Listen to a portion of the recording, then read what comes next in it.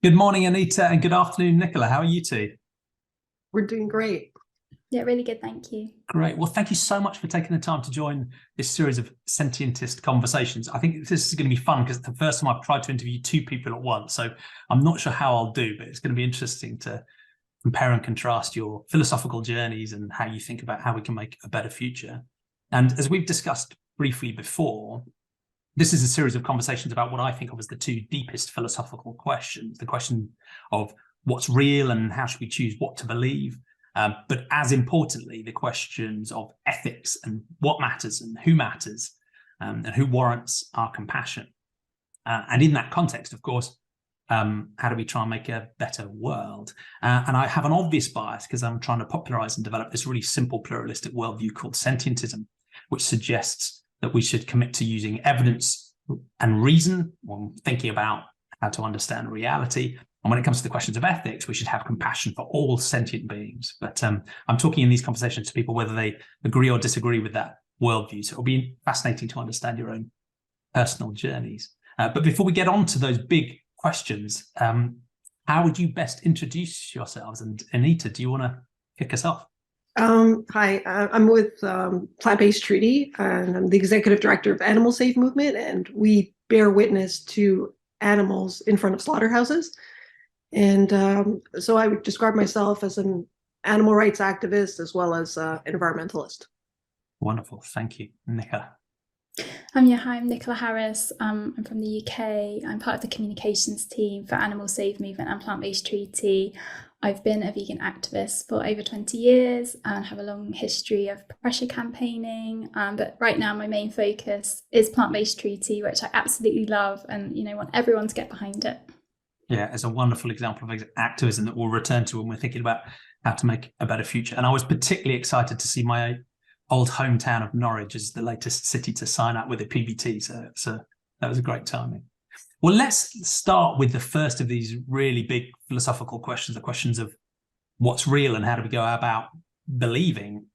And for many of my guests, it's a story about whether they grew up originally in maybe a more religious or spiritual or supernaturally minded household and society, or one that was maybe more scientifically minded and more naturalistic in the way that they thought, and how that side of their thinking has changed over time, if it has. So you can wind the clock back as far as you're comfortable to sort of tell the story about how you grew up thinking about this sort of epistemological question of where you are now. But Nicola, do you want to start telling us your story on that front?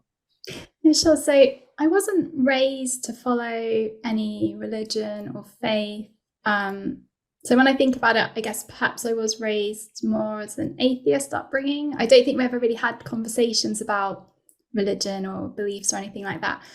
But I do feel that with my upbringing, I was still raised with strong values and morals. I was raised to be open-minded and critical and follow my heart and dreams. And I always sort of had this belief instilled from my mother that I could achieve anything that I wanted. And she supported everything that I do. So I was never set down on a path of this is how you should be or this is what you should do. I was sort of just encouraged, I think, to find my own way. And I guess the way I view the world has changed throughout life, which I think, we all have, like, especially as a vegan. I wasn't born vegan, but my journey to veganism has led me to question everything, question reality, because, I was born to eat animals. And I think one of my very first memories, I'm not sure how old I was, but I was very, very young. I was sat in a car looking out the window, and I remember seeing some fields, and I saw some Highland cows, and I'd never seen one before, and they were so beautiful with their like red shaggy hair and their big horns. I was mesmerized. I said to my mum, like, what's that? Like, this is amazing. And I think she told me it was a Highland cow, but then she said, oh, it's beef. And I was just like, what? And this is when you start questioning reality, because I was so like, what? And that was the first time that I understood that the food on my plate was the flesh of an animal. I was horrified. And I guess at that time, my parents saw a reaction in me that kind of worried them, because then they were like trying to like, oh, you know, it's okay. And, you know, they told me that, you know, oh, you have to eat it, otherwise you'll die. And like, they told me that not to worry because, you know, we only eat the animals when they die of old age. And so there's no harm done. And, you know, I was sort of uncomfortable with it. But as a very young child, you accept what you're told by your parents, that you must eat it, I'm going to die. The animals die of old age, they live these happy lives. And so I just accepted it at that time. But I was always uncomfortable with it because from that point, I became a very fussy, picky eater. That still made me very uncomfortable. But a few years later, as I'm getting older, I'm learning more about questioning things. And I did become a vegetarian. And that I still had a bit of ick around dairy. I've never eaten cheese or anything like that. And then I think, you know, when I became vegan, that like it changes everything, because then I realized that I guess we all, go through some sort of, I don't know if I want to call it brainwashing, but we're brought up with certain values, and then something breaks and you question it. And I think when I became vegan, that made me kind of question and look at everything in life, because you know that everything you've been taught is wrong. And then I think as well, like when I was a teenager, I really got into like punk rock and hardcore and DIY. So I was really into my music and I played in bands, and that made me more political as well. And that, I guess, taught me to question things, because, you know, you can't go to like a punk gig without coming home with some pamphlets about stopping wars or the environment or animal rights. And through that, you sort of meet different people and you like learn from each other and you sort of build this community. So yeah, it's like what did you think? What do you think of the Moby film? Oh yeah, no, I loved it. I absolutely loved it. Yeah, and I had my eyes open to the role of punk in animal advocacy by some previous guests, and Christoph Dont was one, and the sociologist Nick Pendergrass was another. And I was like, I had no idea it was such an activist movement in so many different directions, particularly around the animal advocacy space. But in your answer there, which is fascinating, you've already demonstrated how hard it is to separate these questions about what's real and who matters, because I think they do become deeply intertwined. And as you said, you know, you grew up with a sort of non-religious, broadly atheistic background, but the societal views about animal agriculture weren't just telling you not to care. It wasn't an ethical thing. It was actually warping the facts and warping reality to try and justify something that was causing harm. So that's part of the interplay I find absolutely fascinating, is how, you know, there can be ethical problems, but there are also just getting the facts wrong and deliberately warping the facts, and these two things can combine together. So you grew up with a religious background, so, you know, a sort of assumed but almost unstated atheism. And for many people, and you talked about trying to use evidence and reasoning to try and work out what's true as a sort of general approach. Is that something you sort of stick with now? Do you see that that's an important approach? And are there other areas of your life where, you know, maybe more spiritual or supernatural things, or things that maybe are beyond the classical natural world, do you think might still be out there? Or are you a sort of boring, hard-edged naturalist like me, who's sort of skeptical of all of that stuff? I don't like follow a particular faith or religion. Like, I've often been quite drawn more towards like paganism and like the earth-based religions and things like that, and just like respecting nature. But I think who I am is just very much informed by my experiences and seeing things for myself. And I've tried to do that in my activism as well. Years ago, I used to run a local animal rights group, and part of our vegan advocacy was taking people inside of chicken farms, because I just felt like it's really easy just to tell people, oh, this is bad, don't do this, this is what's happened. But like, you know, I think when you experience it for yourself, you can't deny what you're witnessing. And so that's why we used to take people on like kind of like excursions to, look, I'm going to show you what this is the reality. Because, you know, I know myself, I've been told many things that aren't true, or these warped realities. And so I just feel like it's really important to get people to experience and feel. And it's similar with, you know, like bearing witness. Like, meeting the animals, seeing it for yourself, and then using that to like inform who you are. Yeah, thank you. And we talked before we start a little bit about, I see naturalism as being broader than just science. And that's a perfect example, right? Just our own personal experiences are evidence too. And of course, we can be skeptical about them. We can be subject to illusions, or we can be, our perceptions can be warped. They're not always accurate. But there's something so powerful about that act of bearing witness, because you are seeing directly the harms that are being done. I mean, it's incontrovertible. There's no real denying that. And that has a radically different impact from, as you say, just reading an article or watching Dominion even, just actually being there in person must be so viscerally, directly impactful, because the evidence is flooding your senses moment to moment. And in the same way as you can take a very scientific approach to, assessing the sentience, for example, of a pig or a chicken, and you can think about evolutionary history, or you can think about biological information processing architectures, and you think about behaviors and communications, and you can sort of do all sort of scientific analysis to determine, are these beings sentient or not? Or you can look them in the eye and spend time with them, and the evidence is right there. So yeah, I think that's a powerful example of how this idea of using evidence isn't just a sort of narrowly scientific testing. It's about the power of our own personal experiences too. Yeah, thank you. So Anita, how would you answer that same question about your sort of epistemological history and way of thinking now? Well, when I grew up, I grew up in a Catholic household that was very dogmatic, and so my journey was always trying to rebel against that, not wanting to go to church on Sunday, that kind of thing.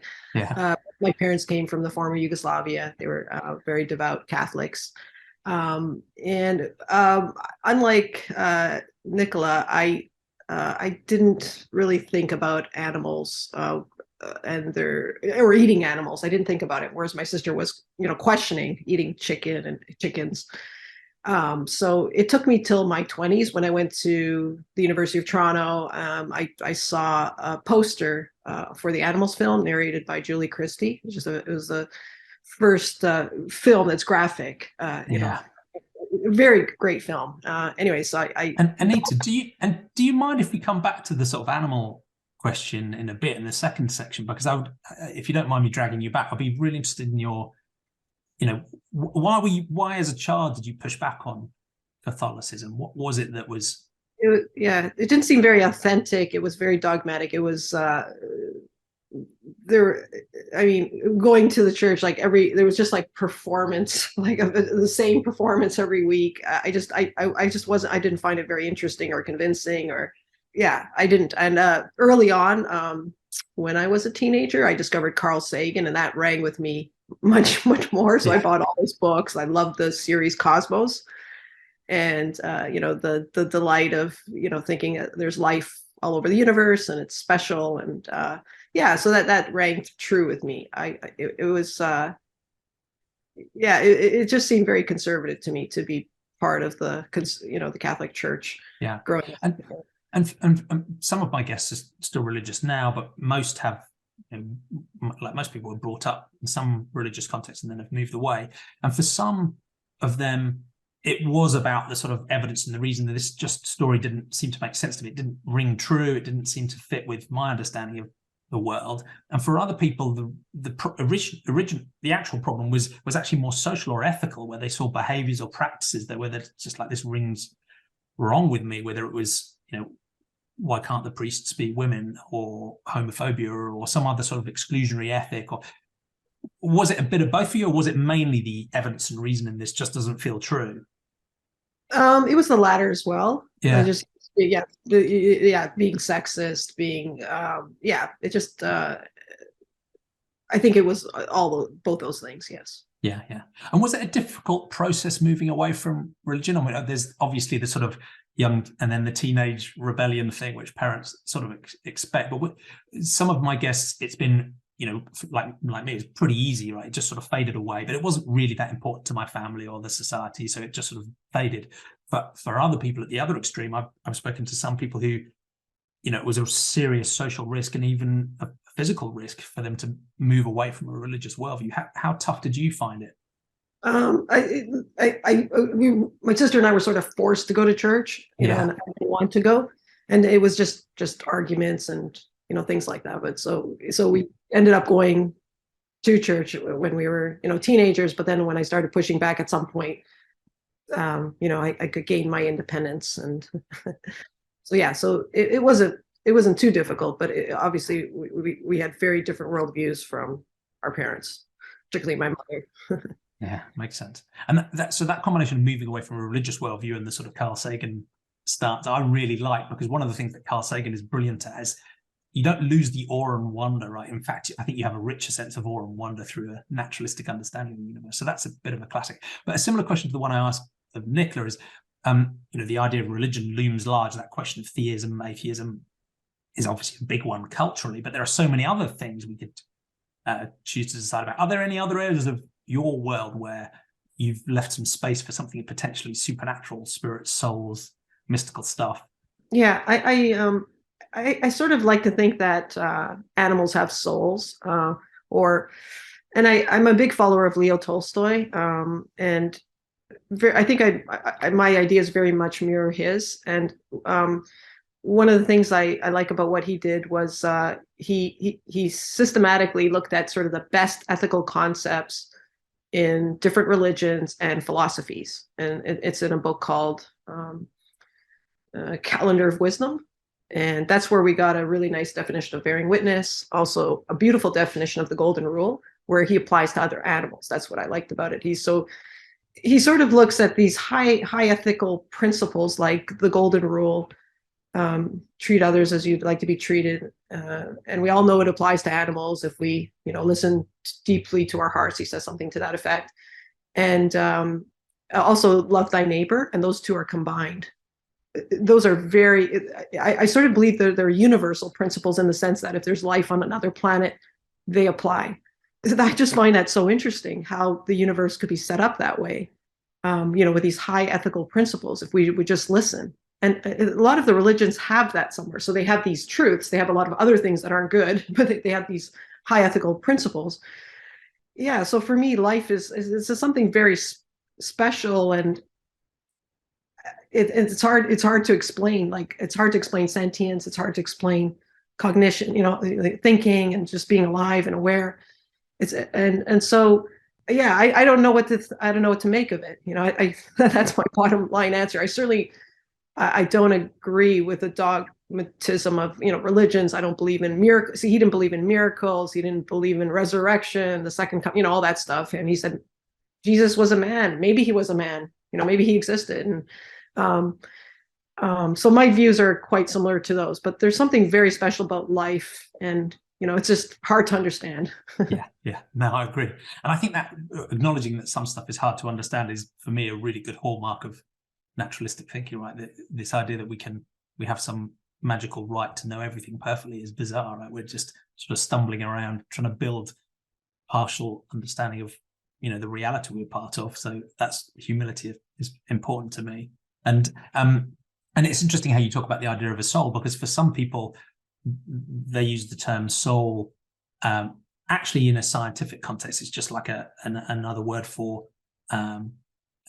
being sentient or being conscious, whereas for other people a soul is something that is explicitly magical, if you like, or distinct from the operations of our brains and our bodies and our nervous systems as well. So there's some interesting flexibility in the way people use different pieces of language. But that's fascinating. So I think all of us are sort of broadly naturalistic and using evidence and reason to ground our thinking, but I'm sure there's plenty of specific things we might disagree on, but I think we probably share that broad view. But let's come on to the second question, which we've touched on already, of what matters and who matters. And maybe we'll carry on with you for a bit, Anita, because this is one area where it can be really interesting as people move from a religious worldview, although it sounds like you never really had one, you were pushing back from quite early on. A religious worldview often comes with a package of ethics. So it comes with things you're supposed to believe and a way of believing, right? Here's the Bible, here's the Quran, there is a God, there's heaven and hell, whatever. So there's a list of facts you're supposed to believe in and have faith in. But it often comes with an ethical system as well. And that might be commandments, it might be hadiths, it might be guidance written down in books. Quite often there's a strong theme of obedience and, frankly, doing what you're told by the deity, sort of divine command theory structure. So for some people, when they move away from a religious worldview, that can be quite tricky because they've got to rebuild something else. And Nicola will come to you in a bit, but it sounds like you never had that issue because, one, you didn't come from a religious starting point and your family had very strong positive ethical values already. But was that ever a challenge for you at all, Anita? Did you feel like something was missing ethically as you sort of moved away from a Catholic worldview? Did you feel like you had to rebuild? And if so, what was the grounding of your ethics? Because in the Catholic world that I was brought up, I didn't think there was a strong foundation other than, the 10 Commandments. Maybe there's some good ideas, other good ideas there, but I didn't, it wasn't like being brought up in some other religions. Like Regan Russell is somebody who passed away at one of our vigils, and her parents brought her up in an Anglican worldview that was very strong ethically, like in terms of just helping others, and it just had I didn't grow up in a household where that was a strong tradition of, where we, so I don't think it wasn't difficult to move away from the world that I was living in. Going to university, I was right away attracted to peace and conflict studies. I was worried about a nuclear war. I quickly got into environmentalism. Once I saw that film, I was quick, I became the president of the University of Toronto Students for the Ethical Treatment of Animals. So that it was very easy for me it was wonderful sort of being able to join these different social movements that were readily available, once you go to university. So yeah, and you've talked about, I guess, some of your ethical foundations already. Some of the ideas from Tolstoy, the Golden Rule, this idea of caring about others and compassion, which to me are almost tautologically the core of what morality is about. What else could it be about?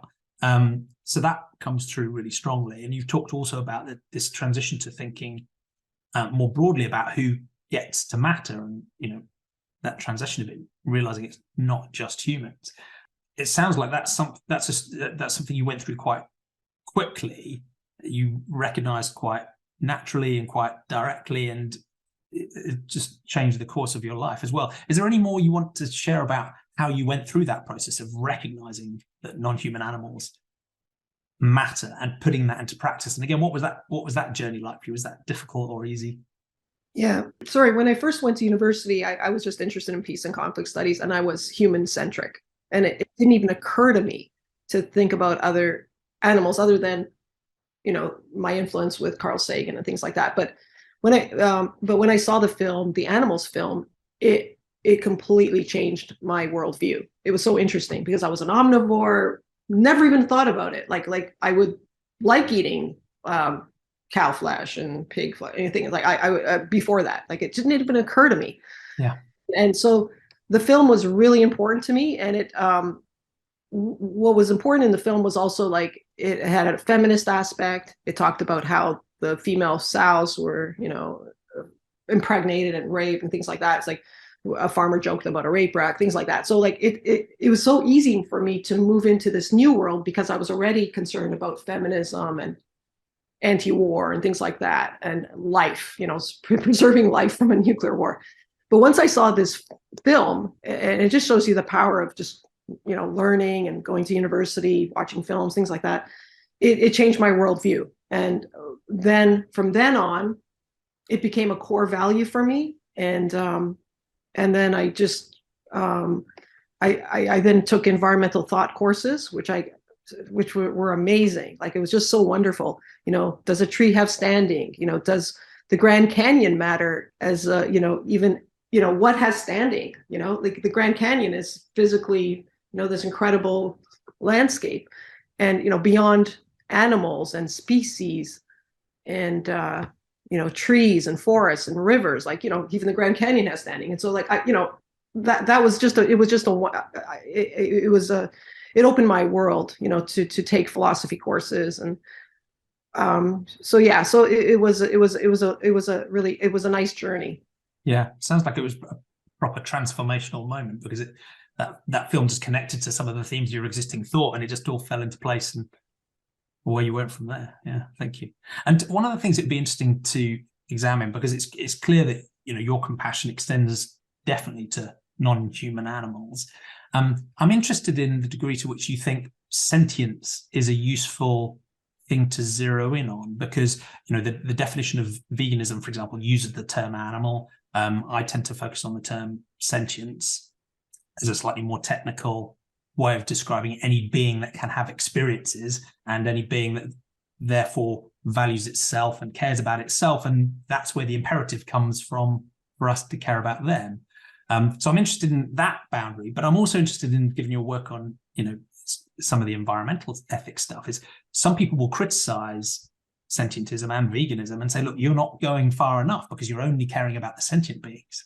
You're discriminating against the stuff that maybe isn't sentient, plants, fungi, rocks, rivers, trees, ecosystems, the earth as Gaia, the Grand Canyon. So I'm interested in your view there about this sort of scope of moral consideration. Do you go as far as sentience, or do you actually go beyond that and think that the Grand Canyon warrants moral standing in its own right? I would definitely go beyond that, because in the 90s, I was active with Sephora Berman. She's now with the Fossil Fuel Treaty, our partner, sort of. And she was a blockade leader for the Clayoquot Sound campaign. So I went to Clayoquot Sound. It's on west coast of Vancouver Island, and they have 1,000-year-old trees, and which are humongous. And they're so it's so important to protect these, not just because they provide a habitat for other animals and species, but in and of themselves. So if you went to an old growth forest, you would see how it's spiritual in a more naturalistic way. It's just it's very special, and it's just incredible. Nature is incredible. It's such a gift, and I think these trees and these forests have rights in and of themselves. They're not just a utility to us or animals with sentience. They're in and of themselves important. And so I would 100% think that sentience is absolutely important. But and it's funny, because if you do the right thing for these other beings, it also allows for us to live in a quality of life, or also just in terms of survival, basic survival. And that's what I find so fascinating, is because if we destroy the forests, we're going to face an existential threat. Yeah, thank you.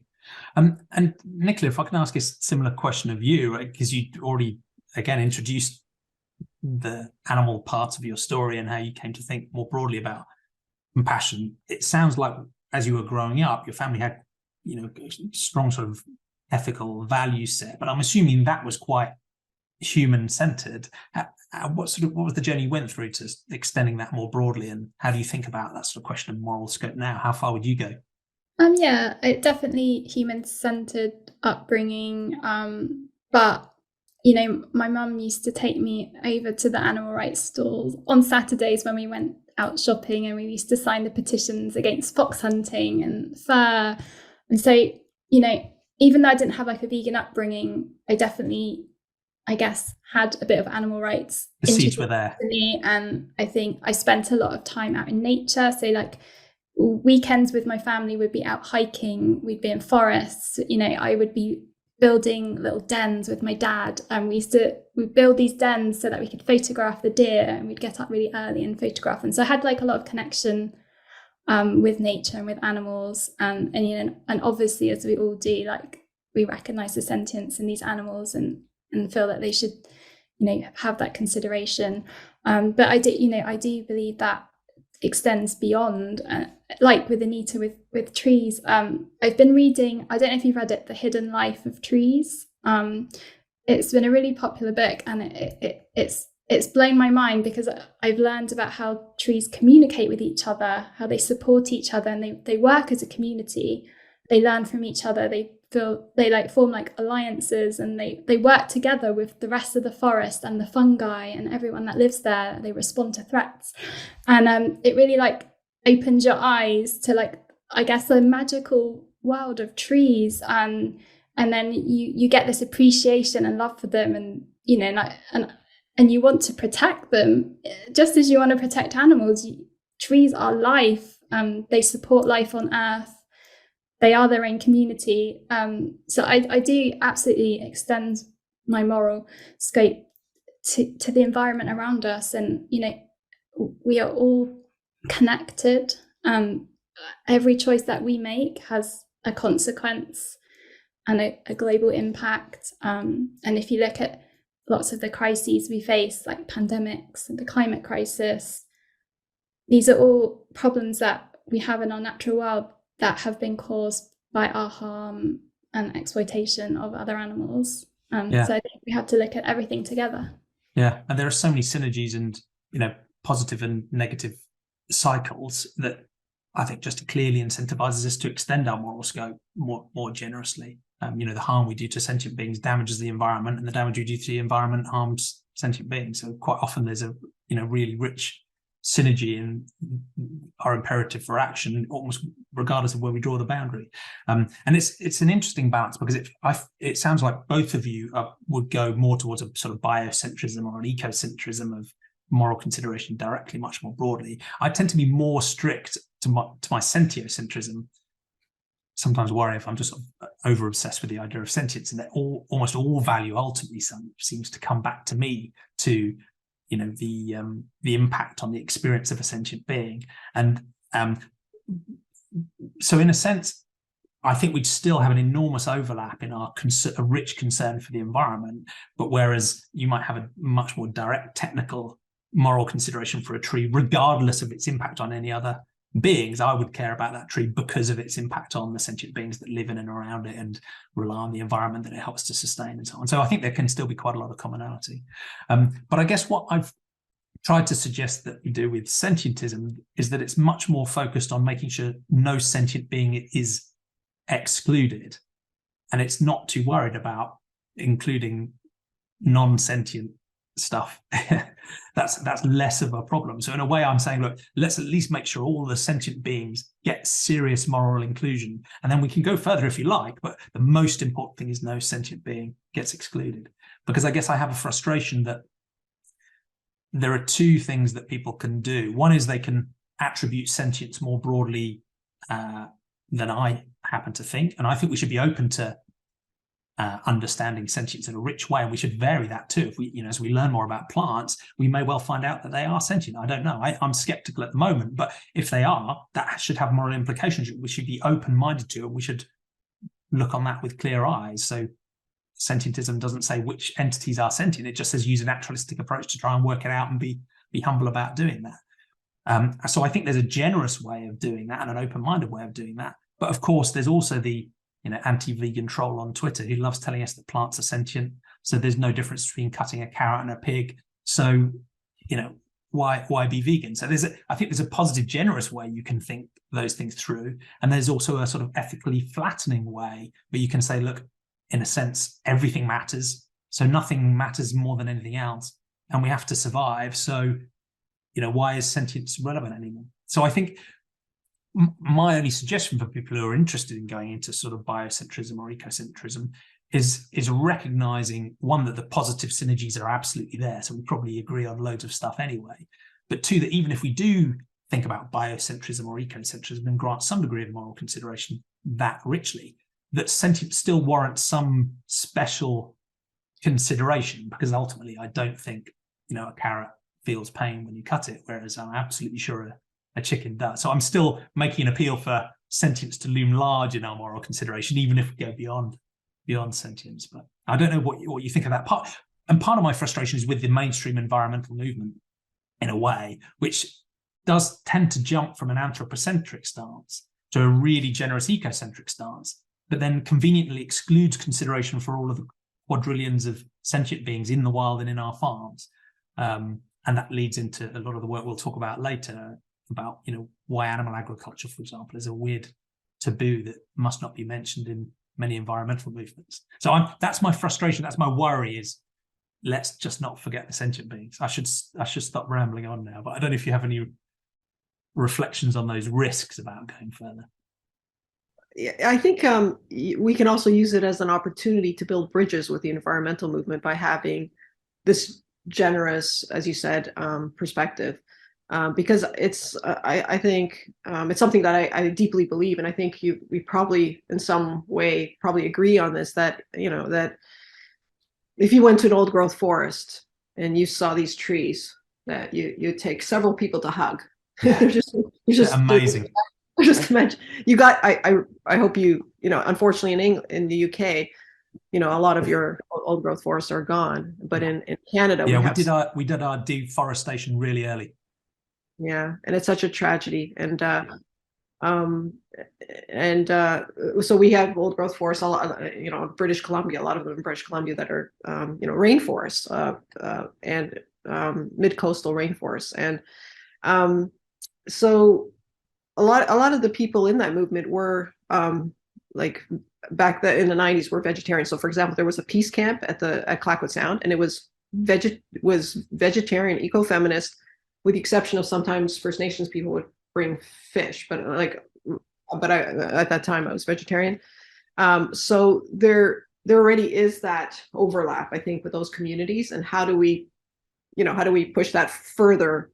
So I think there are risks, but there are also opportunities. But I know what you're saying. You're saying with sentience, that deserves some special consideration, and I think you're absolutely right. Like, how do we work with that? But at the same time, forests and old growth forests, they deserve special consideration, different type of special consideration. Yes. Yeah. Thank you. That makes sense. I don't know if you had anything else to add on to that, Nicola, before we move on. Not really, but I feel like we are all quite aligned really on this, and I just think because everything is connected, I do think that we should give the special consideration to sentient animals, but I feel like we have to protect everything because we're all interconnected, and when we're talking about trees and forests, those are the homes of the sentient animals that we're trying to protect. So that's why I just feel like we should extend to everyone and everything. Yeah, completely agree. If you only care about the experience and lives of sentient beings, you have to have a rich concern for the environment we all depend on and we all enjoy aesthetically. I mean, they just come together, right? So yeah, thank you.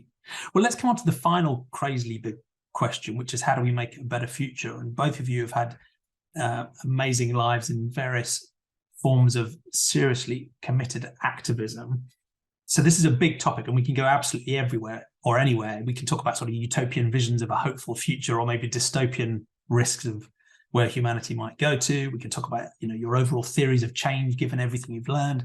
And it would be fascinating to understand how the work of Animal Save and Climate Save, and obviously the plant-based treaty, feed into that work. So I'm going to leave the sort of floor open to you to answer that big question of how do we make a better future in any way you like. I don't know if, Nicola, you want to kick off with a view. I mean, obviously, I think we all want the utopian world, don't we? Built on mutual respect, appreciation, compassion. And you can imagine this world, can't you? A plant-based, veganic world, and without war, without exploitation for anyone. Obviously, that's what we want, and that's like way down the road over there. And then when you think about where we are now, it can be a bit overwhelming. Like, how can we possibly achieve that? It can feel like an uphill battle, and you don't know if you can do it. But I always just try and think, kind of rein it in and just think, well, what can I do today to work towards that goal? And if I do something every day, and Anita does something every day, and you do something every day, and we all just keep working towards that goal, that's the only way we're going to get there. And we have to go through barriers and hurdles, and we have to go up against the resistance. And but I just think we have to focus on that vision and that goal and think about how to get there. And that for me is like why I'm dedicating my time to plant-based treaty, because I see that as a roadmap to get partway there, that to get the vegan world. And I feel like it has the potential to shift the planet to a plant-based food system, this decade, even if we all get behind it. And I feel like if we do want that bright future that I'm sure we all want, it's something that we have to do now, because the path we're on at the moment is leading us towards sort of a climate apocalypse and that dystopian future. It's very, very frightening. So yeah, I feel like, I guess we're at a crossroads, and we have to make the decision now. Are we going to go towards that bright future, or are we just going to carry on the path? And I think that's why everyone has got to get behind this fight for plant-based food system, and also, but not just that, also cutting the fossil fuels. I think both fossil fuels and animal agriculture have to be tackled in equal measure, to avoid planetary tipping points, which will just annihilate the planet, basically. Yeah. And one of the things that's been fascinating as I've done this series of interviews is that many people share that sort of utopian vision, and it can almost sound naive in its simplicity, but at the same time, it's not technically hard to achieve. I mean, that's the thing I find deeply bizarre through all of these conversations. It's like, it literally is there for our taking. It's not like we need to dream up some technology that doesn't exist or solve some intractable problem, or we need, our IQs to be boosted to 300 before we can solve these things. It seems to be a question of, the blockers seem to be purely about human psychology, sociology, and political will, which on the one hand is deeply frustrating, but also gives me some real hope, because we do actually have the solutions staring us in the face. I don't know if, Anita, you want to chip in with some of the big picture stuff, and then we can drill in a little bit into plant-based treaty and how you're going to try and pull some of those levers. Yeah, I think it's we share this frustration, but I think it's a question of values, and worldviews. For us, it's so easy because we see the solutions because we hold these worldviews that it's so obvious, and it's like, think of a point when you didn't hold that worldview, then you wouldn't have even thought about these issues, or it wouldn't even been on your radar. So we take the time to learn about the climate crisis, and the more time you spend, the more serious you realize the crisis is, and you also see that other planetary boundaries are being pushed, and a lot of it has to do with simply how we treat other animals. It's that simple, and the environment, and just coming back to Leo Tolstoy, and the idea that love thy neighbor and the golden rule are the most important principles, along with turn the other cheek, sort of nonviolence. So for him, that was the worldview that he really wanted out there. And he was an ethical vegetarian, and he even knew that veganism was the right thing. It just wasn't his priority at the time. Somebody wrote him a letter and said, well, why aren't you, there wasn't a word vegan. Well, why are you still, wearing leather or things like that? He goes, oh, well, my priority right now is peace. So it's not on, wasn't on his radar yet. So he sort of got that big picture. And when I was in peace and conflict studies at the University of Toronto, my professor was Anatole Rappaport. He was a pianist as well. He was from Russia, came to Toronto, and he won these two tournaments. And I think we had spoken earlier, Jamie. There was an iterated prisoner dilemma where you can either cooperate or defect. And you get a lot of points if you defect and the other person cooperates. If you both cooperate, you get an intermediate level of points. If you cooperate and they defect, you lose out. And so there's an iterated game, and you have to come up with decision rules. And so there was this global tournament of all these bright people, and he was the only one that submitted start with cooperation and then tit for tat. Basically, that is love thy neighbor and golden rule. It's combined, that decision rule combined those two things. And he won the tournament. And then they did another tournament thinking, okay, then everybody knew that he won. And they said, okay, how do I outsmart this? Maybe punish the other person twice when they defect once on you. And they came up with all these decision rules. And he was the only one that submitted the same one. And he won again. And it's all laid out in a book by Robert Axelrod in The Evolution of Cooperation. And in that book, he shows that this same principle applied in World War I, during Christmas, when the Germans and the French and the British, they wanted a truce. And and then it applies in conservation biology and, the symbiotic relationships between, isn't it incredible that mathematics mirrors ethics, like our ethics that we're talking about? So that's what I'm getting down to. Like I'm saying, I believe that the golden rule, love thy neighbor, they're universal principles. Like if there's life on it, if they're extraterrestrials, if they don't adhere by those principles, they're going to self-destruct. And that's what Carl Sagan said. Like, okay, like the way we're going, he back then, the concern was nuclear winter. You know what I mean? That's not our concern right now. But he thought if there was a global nuclear war, all those clouds would lead to, would lead to a nuclear winter and we would die, and we would all die. Life would extinguish on this planet. But now we're faced with, a runaway climate change effect. And it comes down to how we treat other animals as well as fossil fuels. Like, it's incredible that that's what it comes down to. And Leo Tolstoy wrote this incredible short story called King of Issaradom, and King of Assyria, basically.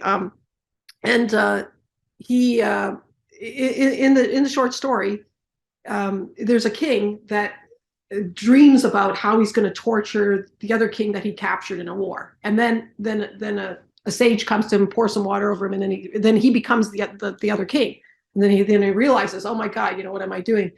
And then in another dream, he is a cow that's being shot by a horrible biped, or being, an arrow's being shot at him and her. At this point, the king is a female cow and the little calf. And then he realizes, oh my, hunting is wrong. And then at the end of the story, he says this king decides to travel and just preach the story that all life is one, and when you wish to harm others, you really do evil to yourself. And it's a very Buddhist sort of tale. But anyways, that was very much his. This is so he would write all these moral tales. So to answer what is the big picture, how do we change our basic morality? How do we really have people understand the golden rule? Like, that's what it's about, and love thy neighbor. So like, that is part of our project. When we're doing the plant-based treaty, we don't talk a lot about that, about the values. Yeah. But that's important work. And not enough people are doing that work. Is like the golden rule. Like, maybe we should do a bunch of posts, like everybody, like what does the golden rule mean? And just like, and love thy neighbor. And why, like, how do we teach those values? I can't agree enough. And in a way, that's partly why I've been pushing this amateurish worldview project, because it seems to me that almost certainly the human caused problems are either because of a failure of compassion. We just don't care. We're not extending the golden rule or even a platinum rule. We're not taking the perspective of the other. We're not valuing the perspective of the other. So there's an ethical failure, or we've just made a catastrophic error. We've got something wrong. We've understood reality wrong. We've done something terrible as a result of it. And every human caused problem I think of seems to come back to one or the other or both of those things. So the resolution at its most foundational level to me does seem to be having a worldview that is grounded in a naturalistic way of understanding reality and a compassion for all beings that are able to experience suffering, so that we don't exclude any of them. But at the same time, it can feel quite deep and background, and it's not quite as compelling as all of the other specific pieces of work we need to do. But I think it is still foundational, and I get the same. My mind was blown by that Robert Axelrod book when I read it as a teenager as well, because it did link together a descriptive understanding of how evolution has come to exist. And the reason it's come to exist is because it's evolutionarily adaptive, right? It's essentially helped us and other non-human animals and even plants to survive. That's how we've been able to do all the good and bad things that we've done so far.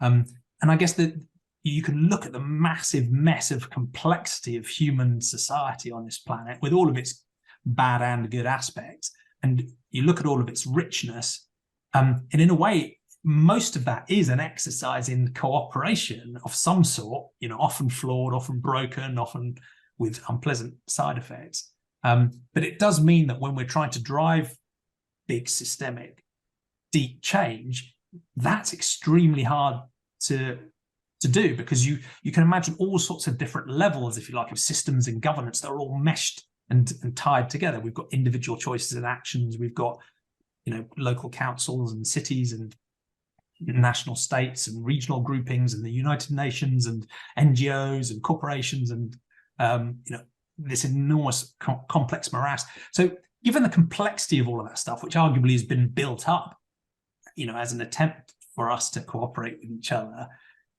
how do you think things like the plant-based treaty can drive change? Because some people will pick one lever to pull. They'll say, right, it's all about individual change. Others will say we need to get this thing passed at the United Nations. Others will say, how does the plant-based treaty fit into trying to shift that morass of human governance? I don't know if either of you can sort of tell the story of how you came up with it and how you think it should work. What is it? I can jump in there. So with the plant-based treaty, we've got two goals, or two approaches. So the first is the global agreement to the Paris Accords, a plant-based treaty. It would have three kind of principles, three demands: relinquish, redirect, and restore. So this treaty would see a halt to further expansion of animal agriculture so that we can stop the current problem getting any worse. We would then see a shift to a plant-based food system, and we'd do that using different policy tools and public information campaigns to help that shift happen. And as that shift is happening, we would then be able to restore and rewild the earth. So that's one element of plant-based treaty. The second part that we're working on is institutional change. And that means working with cities, schools, hospitals, universities, care homes, just everywhere we interact with, everywhere that serves food, to try and get them to introduce plant-based menus or plant-based defaults, if not. And part of our work does also involve the education side. So we recognize that we need system change and individual diet change. We can't do one without the other. They sort of feed into each other as a loop. So we focus on both of those. But we do recognize that we don't have time really to do just individual change. I've been vegan 20 years. I've been doing outreach. I'm converting people to veganism. But then when you look at the figures, consumption is rising globally. It's out of control. So we need a huge intervention, which is the plant-based treaty. And, we do want this global agreement, but at the same time, we're like, no, let's start implementing the treaty now. Let's, get these plant-based menus. Let's get cities signed up. Norwich, they signed up. They're going to ensure that there's plant-based options available at city events. They're going to get more land available for community gardens. So everyone has a different role to play. And through the institutional change, and using plant-based defaults, we can just start everyone shifting. Maybe Anita can jump in here because she wrote this brilliant blog about what New York City and Mayor Eric Adams is doing to drive plant-based food transition there. She'd probably be best to speak on it. One of the things that we're doing right now is called Plant-Based Treaty 1.5 Playbook. So as Nicola mentioned, when we first launched the Plant-Based Treaty, it was more like the focus was on collecting endorsements from individuals, groups, businesses, and cities to get a global treaty. So create this bottom-up pressure for a global treaty. That was the theory of change, very much mirroring the fossil fuel non-proliferation treaty. And, after Glasgow, Greta Thunberg said the results were blah, blah, blah. So what she meant by that, there was very little action at the global level. And she said, along with The Guardian, said that we need to focus on local implementation. So basically what we're doing with the second goal that Nicola mentioned is think globally, act locally. So we're focused on what can we do now at the local level. And so we're developing a playbook called Plant-Based Treaty 1.5 playbook, which looks at the best practices around the world for all these different institutions. So we're collecting them. For schools, what are the best practices? Some schools are completely plant-based. Some of them have greener by default. Some of them have meatless Mondays. Some of them have plant-powered Fridays. That's where New York City comes in. So when we're looking at best practices, one of the most incredible leaders on this planet at this time is Mayor Eric Adams. And he wrote a book called Healthy at Last. So we're ringing well, sort of after the freedom, free at last. And he had a journey where he was he lost his eyesight. He could one morning he could barely see he lost his feelings at the tips of his fingers, and he was sort of full-blown diabetes. He had full-blown diabetes type 2, and so he went to his doctor, and his doctor said, oh, basically you're going to be on insulin for the rest of your life, and you're not going to be able to drive and so forth. And he didn't accept it, and he Googled recovering or from it, and then he discovered Dr. Esselstyn, and he went on a plant-based diet. And one of the beautiful things he did, and again, this is ethics, really core ethics. He said, I am so happy that I was able to heal myself. I promise, Dr. Esselstyn, that I will do everything in my power to have all my constituents learn about this. So it was just, I don't know what ethical principle is that? Is that the golden rule? Is that the platinum rule? I don't know what it is, or something. It's so really beautiful. Love thy neighbor and golden rule. I don't know. But anyways, it's a beautiful ethical principle, and he stood by it. So when he became president, when he at this time he was president of the Brooklyn borough, he introduced Meatless Mondays, and then the mayor, de Blasio at that time, then spread it to all of New York. So then all of New York City had 1 million children participating in Meatless Mondays. Then when Eric Adams became mayor of New York City, he then extended it to a second day, Plant-Powered Fridays. And then he was also committed to lifestyle medicine, which is more progressive in the US than it is in the UK. So it's very much like plant-based food is the key principle, as well as getting your sleep and exercising and not drinking and smoking and things like that.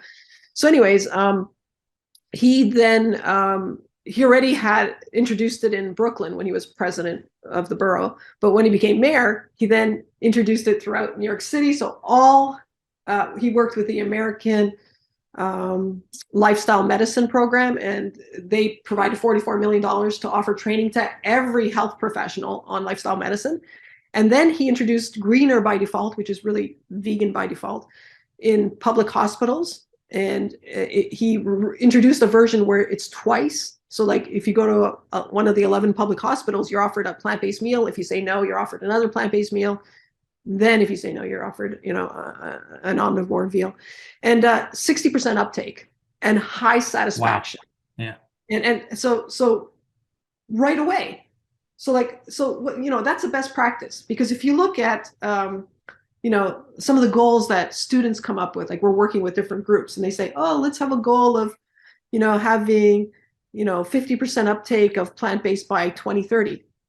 You don't have to do that. If you go greener by default, you can get 60% now, even higher.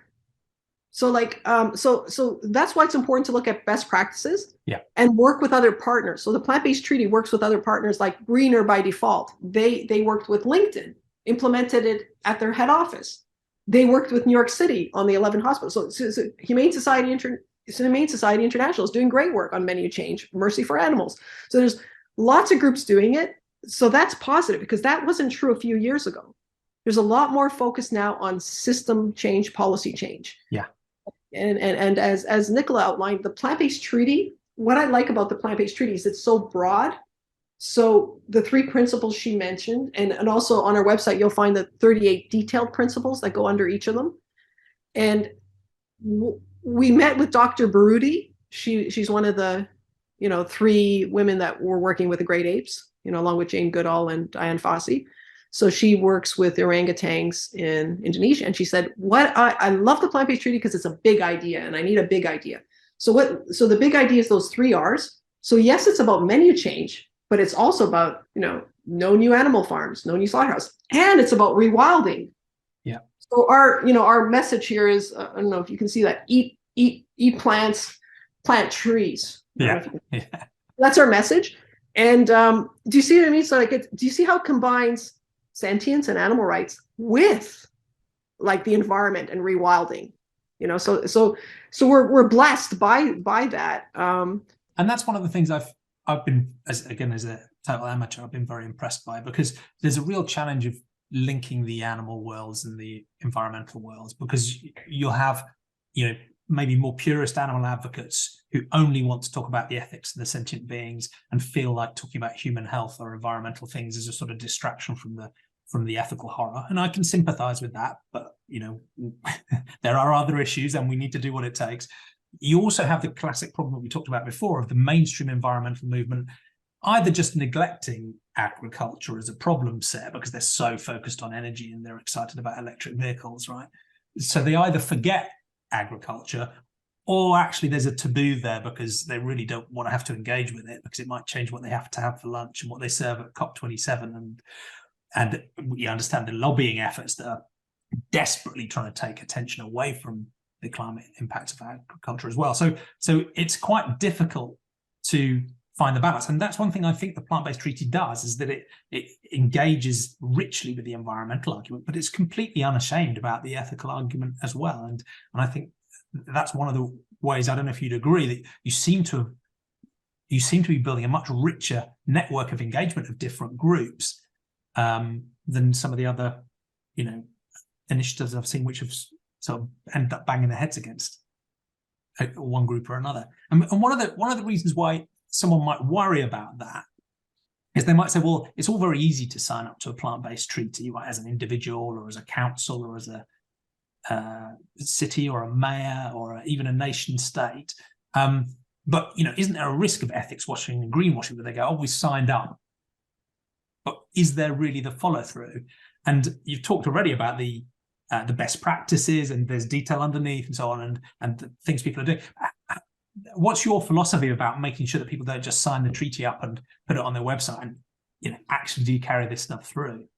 Really, when a city or organization or anyone signs up, that's just like the first step. You've done the easy bit, you've signed up, but we do follow through and we work on the implementation. So Edinburgh, for example, they endorsed the plant-based treaty in January, but that was their first step. Their next step, which they're working on now, is they're creating a report where they're looking at the whole city and how they can apply plant-based treaty to it, how they can work it into existing projects, how they can help promote plant-based food.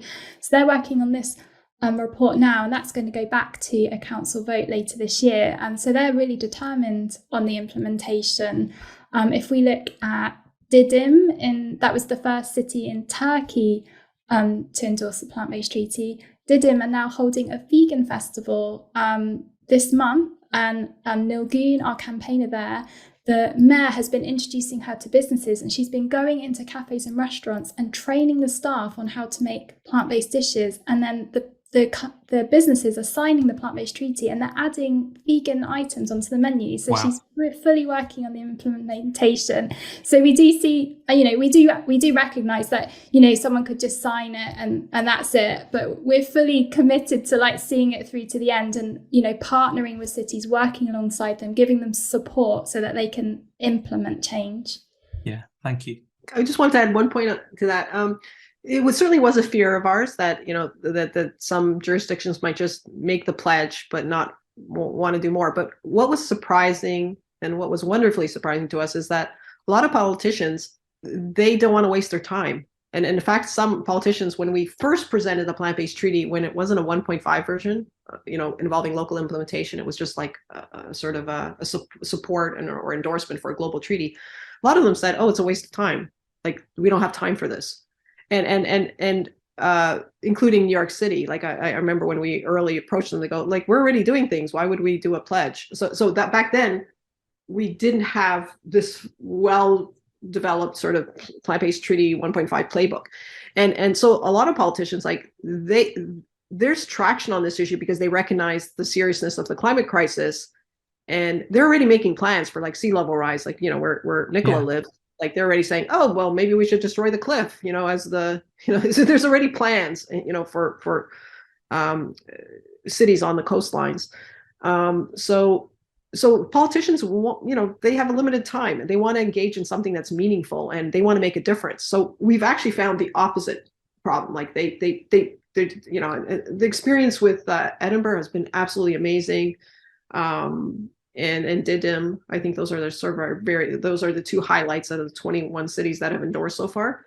But Norwich, they watered down a resolution, but they still are taking some steps forward. Haywards Heath was wonderful. They were the first in the UK to endorse a town that's, conservative-led council. But, there's a Green councillor that sort of championed it. And so, yeah, it's been a great experience. And we have a method to this. And what we did in the UK is like we had gathered all the councillor names and emails, and 20,000, and then also then targeted party by party, Green Party, then Labour, and then moving from there, like individual emails. When councillors got these letters, these email letters from our newsletter, from our website, they would sometimes respond, and then Nicola would then engage with them in a much more detailed way. So yeah, we have that method. Now we're doing that now in the Netherlands. So we got all the emails of all the councillors right away, 25 councillors endorsed. We're doing that now in Canada. We're going to do it state by state in the US. So it's just like, how do we engage in local politics? How do we engage with councillors? And often cities are more responsive to their constituents. There's more representation, and they also have a lot of jurisdiction over, the carbon footprint. I mean, so it's really important to engage at that level. But once we have that support, then we'll engage at the state or province or county level, and then the national level, the global level. But you can see how important this is. And historically, it's happened. With the Ozone Protection Agreement, the Montreal Protocol. 10 years before it was signed in 1987, when it was signed in 1987, in the 70s, or the state of Oregon passed a ban on aerosols. So like, it just starts at the bottom, all these jurisdictions doing things. Then the national government, engages in serious global negotiations. And that's our approach, is sort of this bottom up pressure campaign. But at the same time, it's both bottom up and recognizing the importance of top down.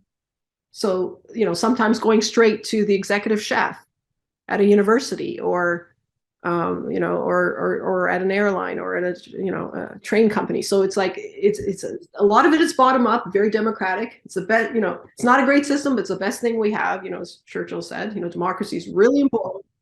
But at the same time, you do some top down. So you do mainly bottom up, but some top down. Also because we don't have a lot of time. Yeah, absolutely. Thank you.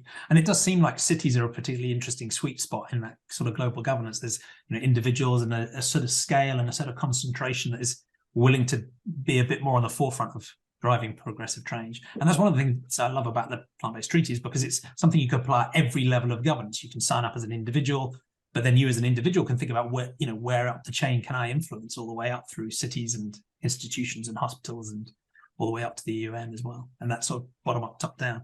And from your experience, it sounds like there's different ways we could take this conversation, right? One, there is a sense of sort of dread and fear and horror about the direction humanity is taking, but it feels like you've got a great deal of hope about the plant-based treaty and our potential to shift things on to a better track.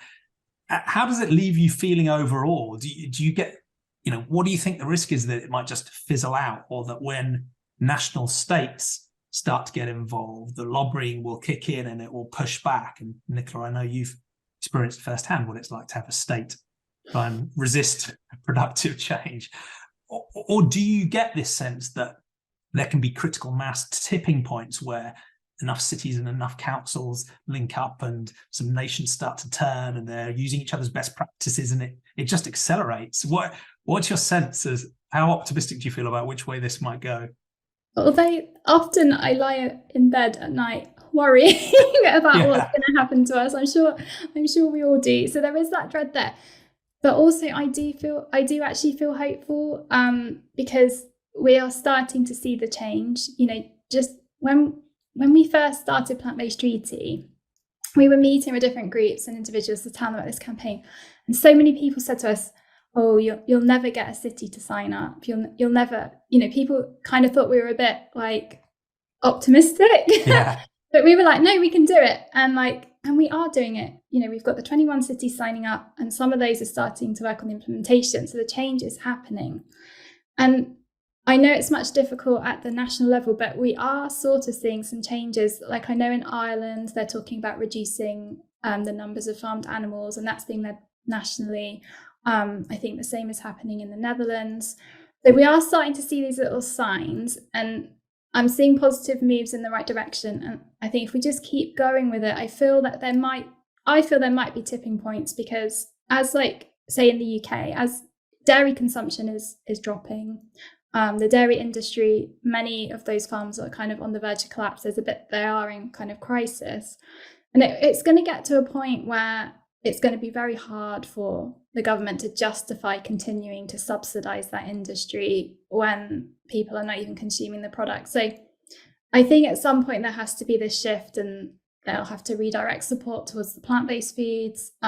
Especially, I feel like as we get closer and closer to that 1.5 degree warming, which is looming over us, I think there is going to be kind of maybe a critical mass, or there's going to be much more pressure for them to act. We absolutely are going to have to deal with lobbyists and the industry. Like, we already are experiencing lobbying groups contacting the councils that have endorsed, to try and lobby against plant-based foods. It's already happening. But if we all just get behind it, we all reach out individually to our councillors and work within our communities, I just feel we can overcome it. Yeah, thank you. How about you, Anita? Yeah, I completely agree with Nicola on that. But I just think this is a critical decade, and being naturalists, we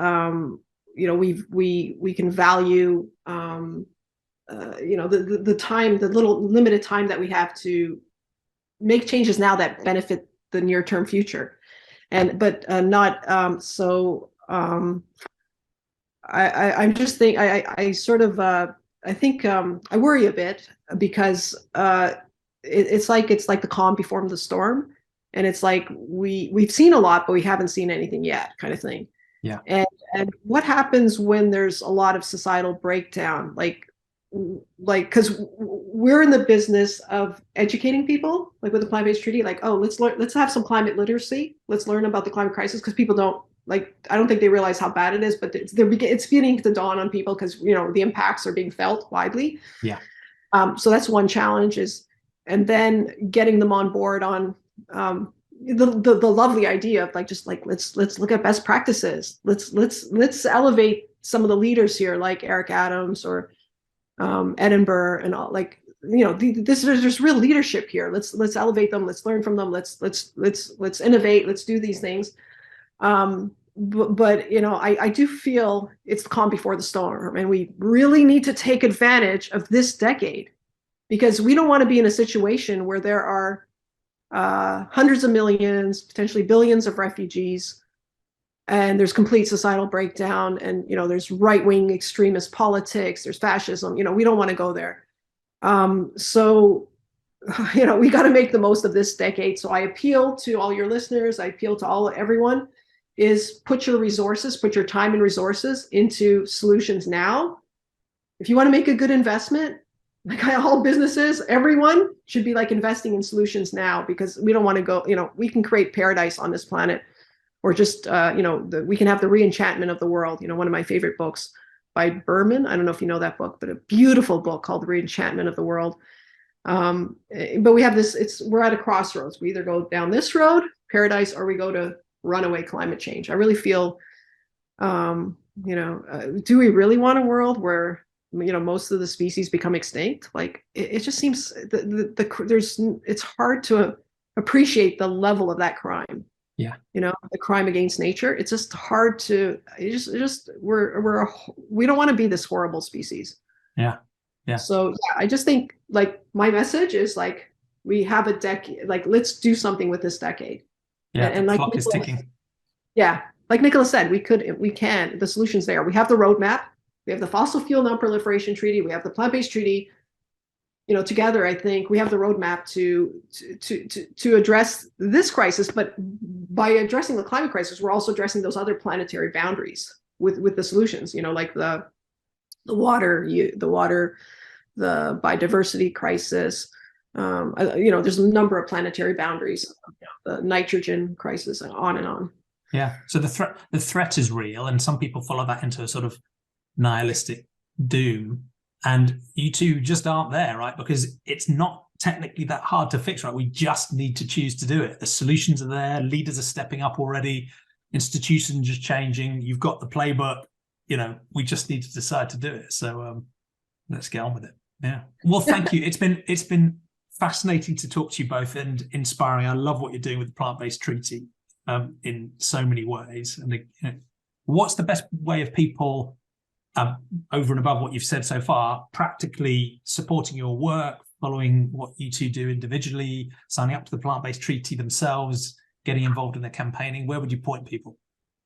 So if you visit plantbasedtreaty.org, from the website you can endorse the plant-based treaty as an individual, business, group or city, and when you endorse you can join our newsletter, and that means you're going to get email actions sent to your inbox with all the different things you can do, and then the other thing you can do on our website as well is you can register for an introductory call, so that you can meet the team, you can learn more about the campaign and learn about how you can get involved, either joining a team or starting a team. So if you go to plantbasedtreaty.org/start, there's a little form there, and that will allow you to register for that call. And then in addition, we're on all the social media platforms like Instagram, Twitter, TikTok, Facebook, LinkedIn, so you can connect with us on there and follow all our updates. Oh, that's brilliant. Yeah. And do you do any social media yourself, Nicola, that you want to reference? Or I mean, you can find me on Twitter and LinkedIn and places like that. But I feel like most of the good content is on Plant-Based Treaty. Yeah, thank you. How about you, Anita?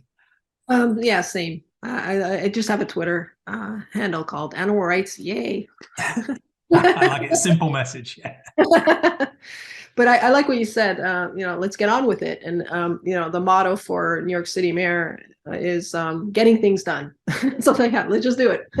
Yeah, we know what we need to do. Well, that's brilliant. Thank you so much for taking the time, both of you, to be on Sentientist Conversations. And it's been brilliant to interview two guests at once. It's been a great experiment. So thank you so much, and for all of your work too. Take care. Thank you so much, Jamie. Awesome. Thank you. Thanks. Bye.